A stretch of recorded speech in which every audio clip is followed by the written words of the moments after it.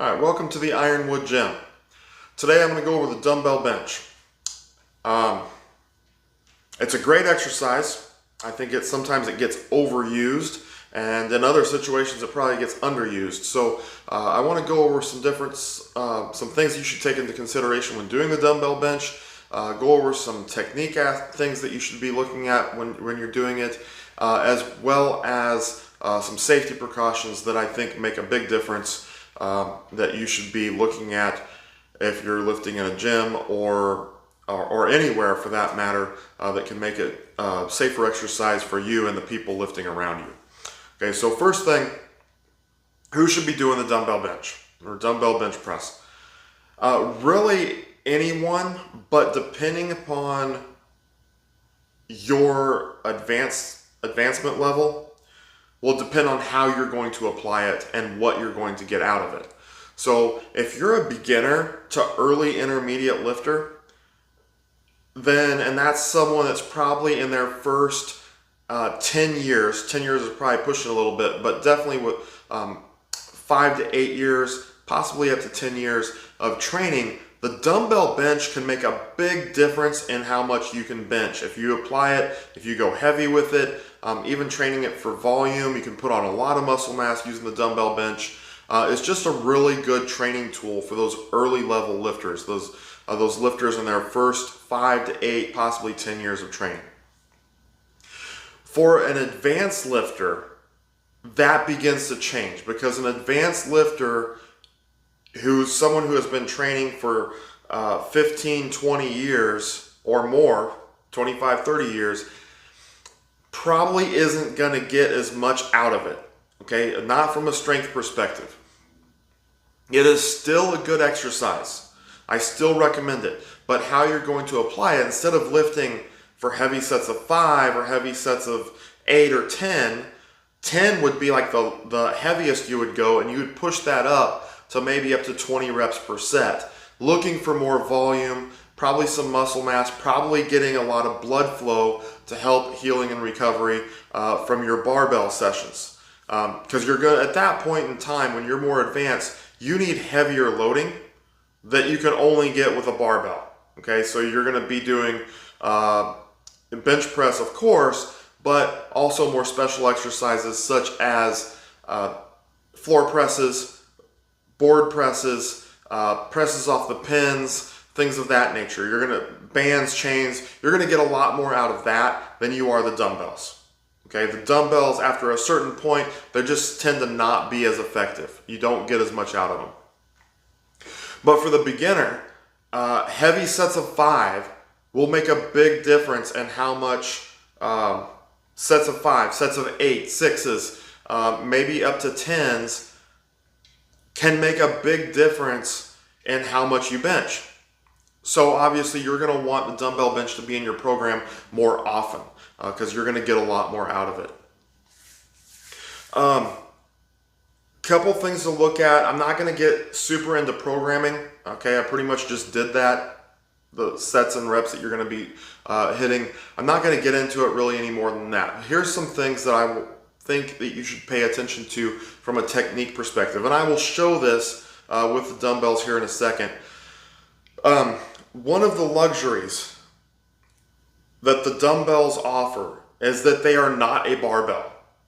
Okay, a lot of times when I see lifters, especially lifters that haven't been around a long time or don't have a ton of exposure to gyms and to hard training,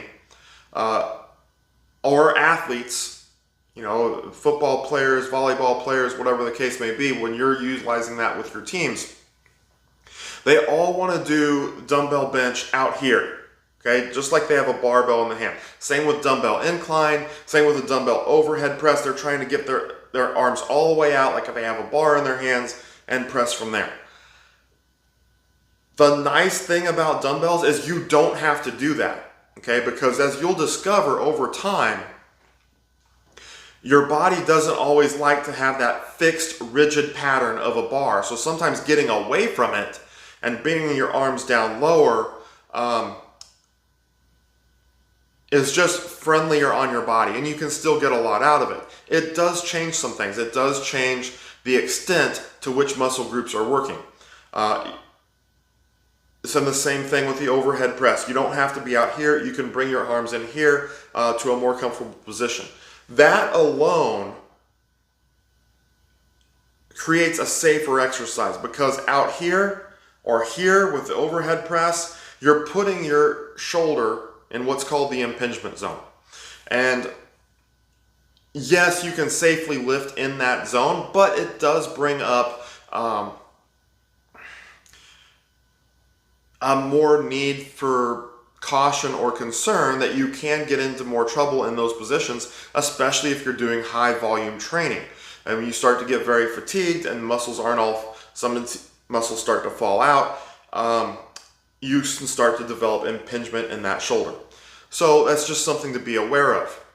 As you bring your shoulders in, I'm looking at more of an overhead press right now. If I bring my elbows in, so that angle is not as far, I'm not as abducted, I'm more bringing it closer to a neutral position, it takes some of the stress off that shoulder. The same thing on a dumbbell bench. If I'm always out here, it's putting a lot of stress on my shoulder, a lot of stress on my pecs. If I bring my elbows in, okay, more to my side, then that is going to take that stress off of the shoulder and allow me to get more work with my triceps. Okay, so the three basic positions that I'm going to show you is, one is out wide.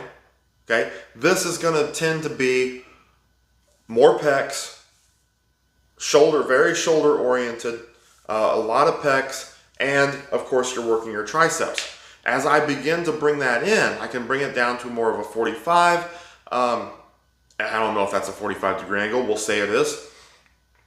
Now my arms are going to start to take over more, and I'm going to get less involvement from my pecs. My pecs are still working. Okay, don't think I'm cutting them out. They're just not working as much in relationship to my triceps. My triceps start working harder, my pecs start to back off a little bit. Okay, and then I can also bring in all the way to keeping my elbows right by my side, very neutral position, okay, which really takes the stress off of my shoulder, takes a lot of stress off my pecs, and really makes my triceps have to work a lot harder from that position. I like all three of those positions. Again, it's just what you're trying to get out of it at the time, or if you have injury concerns being out here, you might want to bring your elbows into your sides more. Therefore, you can still do dumbbell bench, okay, but taking some of that stress off the shoulder. The next thing is for people that really want to hit their pecs. I'm not a guy that's going to go put flies in the program. I don't think it's that valuable of an exercise in regards to increasing your bench. Now, if you're a bodybuilder and you're trying to increase the size of your pecs, that's an entirely different situation. But for increasing your bench press, doing flies is probably not the best option. So Fred Hatfield, okay, aka Dr. Squat, would talk about what he would do in place of flies. Okay, he would just do a dumbbell bench, but instead of keeping the dumbbells in a more centered position in relation to the mass, he would move them out wider. Okay, he'd move them out wider, still keep his elbows out to the side more, and that would place a lot more stress on the pecs, therefore strengthening the pecs in a way that's going to be more similar to a bench press. Okay, so I'm going to go over that here in just a second. I'm going to change the camera angle, and we're going to look at a bench, and I'll show you all those different positions. I also want to look at how you get set up to dumbbell bench and how you stop, or how you terminate the set and set the dumbbells down. Okay. When you're setting up for a dumbbell bench, there's two ways that you can do it. One, you can kick the dumbbells up to yourself and lock them out and then press from there. Two is to have someone hand the dumbbells to you. I actually prefer not to have people hand it to me because I can get set better with the dumbbells in my hands than having basically just feel like I'm kind of loose when I'm waiting for someone to hand me those dumbbells. But either way is good, and actually from a safety standpoint, it's probably safer to get in the bench, try to get set, and have someone hand you the dumbbells at the top. Okay. I don't have anyone here with me today, so I will only show kicking it up to yourself, which is a fairly safe way of getting in. The more weight you have, the more precarious it becomes, but you can still do it for the most part just fine. The other thing with that setup, no matter which one you do, this is just like a bench. You shouldn't have your feet loose and dancing all over the floor. You shouldn't be completely flat on the bench. You still want to get those shoulders set, shoulder blades pulled back together. You want everything tight from your feet all the way to your shoulders. Okay, so your feet should be driven into the ground and pushing yourself back onto that bench. Okay, your hips should be down, locked onto the bench. So there's not a lot of movement. Your abs should be held tight. Just because you're doing dumbbells doesn't mean you should be completely loose and free. All right, you still want to keep everything locked in the strongest position possible. Now, when you finish the set, this is going to be a little bit different. A lot of people they finish the set, and some people, unfortunately, will just drop the dumbbells from the top. They'll just lower them and let them go to the floor. Some people will bring them down to their chest and then drop them to the side. From a safety standpoint, that is the worst thing you can do. All right? For looking at yourself, if you just let the dumbbells go, okay, or bring them down, let them go to the side, which is even worse, you are risking a bicep tear or a shoulder injury. Either one, you're putting yourself at risk for that. Is it guaranteed that that's going to happen? No, but it does increase the risk for it. 2, if you're in a gym that there's a lot of other people around, you're putting them at risk. Depending upon the type of dumbbells you have, not all dumbbells are perfectly flat or round. Okay, the round ones aren't quite as bad, but they can still do it. But if you have like the iron grip dumbbells or the old hex head dumbbells, when they hit, they're multi-sided. You don't know where they're going to go. They are going to bounce and they are going to go somewhere. They're not just going to stay right where you drop them at. So if someone's walking past as you drop the dumbbells, they could kick over to the side and hit them in the ankle and take them out. Okay, so not a good idea to just drop the dumbbells. On top of that, dumbbells are not made, they're pretty solid, but they can break. Okay, the ends can break off, the ends can loosen up and start to turn. The dumbbell handles themselves can bend. So, especially with heavier dumbbells. Those are all possibilities. I have seen bent dumbbells. I have seen dumbbells with their heads loose and turning. We want to protect the equipment as much as we can. The more you drop it, the harder it is on those dumbbells. And they are expensive to replace. So then, in place of that, I have a technique that I'm going to show. You're going to finish the set, turn the dumbbells, bring your knees up to the dumbbells, do a little bit of a sit-up, and it's the safest way to get in and out of that dumbbell bench, as well as protecting the dumbbells, yourself, and the people around you. So give me just a second. I'll be right back, and we're going to look at the dumbbell bench and look at some of those techniques. All right, so now we're going to go over some of the execution of the dumbbell bench.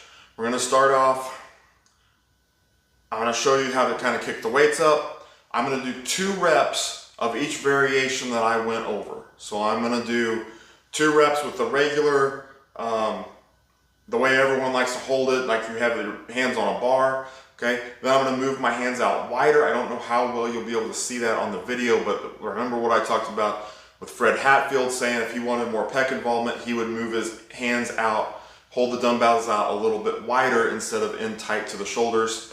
Then I'll move to 2 reps of I'll put my elbows down at an angle, okay? And then 2 reps with my elbows all the way tucked into my sides. At the completion of the set, I will show that technique that I was talking about as far as standing up, pulling the dumbbells on your knees, just doing a slight sit-up, okay? Bringing your knees up, putting the dumbbells on your knees, just doing a slight sit-up, and the dumbbells, the weight will pull you right up into a seated position with the dumbbells sitting on your knees. Okay, so starting off, when I get set, okay, I kick the dumbbells up to my shoulders. As I do, I'm going to roll back onto the bench. As soon as I roll back, the dumbbells are now going to be on my shoulders or on my chest. As soon as I roll back, I'm going to push my head hard into the bench. Okay, not trying to arch up like a wrestler, but I'm just enough to create some space. So as I roll back, I can get my shoulder blades pulled back together, and then I'll have my base to bench from. As I'm doing that, I'm pressing the dumbbells up for that first rep. Okay, that will help. It'll help you get into position. It'll also allow you to, I usually count that rep, but it essentially allows you to have the dumbbells at the top to start with, so you have your eccentric movement first. Okay, so I got a couple of light dumbbells here. I'm going to start with the dumbbells on my knees. Okay, no matter what weight I have, if I don't have spotters, I'm always going to pull the dumbbells up, start with them on my knees. I don't want it all the way on my kneecap. It's sitting just a few inches back, kind of probably about 3 or 4 inches back from my kneecap, so it's a little bit more on my thigh. From there, I'm going to pull my chest in tight. I'm going to kick, and then roll back. Put my head into the bench, and I drive the dumbbells up. Okay, so now I'm going to show 2 reps. This is the normal way. Dumbbells in tight, palms facing down, okay? Elbows just about straight out to the side. Now, the Fred Hatfield version, I'm trying to get more pecs. I'm going to move the dumbbells out a little bit wider, and definitely keep them wide in the bottom. Get that stretch in your chest. Okay, all the way up to lockout. This will be more at an angle where I'm going to bring my elbows down. Okay, so you start to see those dumbbells come down more on my side. Now I'm going to turn my hands neutral. I'm going to keep my elbows right by my side. Okay. I just finished the set. I'm going to bring my knees up, push the dumbbells forward, just do a slight sit up, and the weight will carry you back up, so I'm in this finished position. And that is a fairly safe, I can see it's a very safe method of doing it. Start with lighter weights so you get used to it. But I've done it with over 100-pound dumbbells, so it is definitely a safe way to do it. The heavier the weight you have, the quicker you're going to come up. So you do kind of want to have that timing down, so you're just not crashing into the floor. That's it. If you have any comments, if you have any things that have worked for you in the past, or questions about anything that I've just said, please leave them in the comments. I will respond to them. But until next time, always be in the pursuit of strength.